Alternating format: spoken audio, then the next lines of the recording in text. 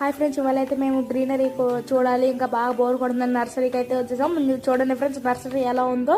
ఇక్కడ ఇంటర్వ్యూ చాలా బాగుంది ఫ్రెండ్స్. చూడండి, చాలా మొక్కలు ఉన్నాయి, ఎక్కువ కుండీలు కూడా ఉన్నాయి. అన్ని రకాల పువ్వులు గల మొక్కలు అన్నీ ఇక్కడే ఉన్నాయి ఫ్రెండ్స్. చాలా బాగున్నాయి, నాకైతే బాగా నచ్చింది సీనరీ ఇంటర్వ్యూ.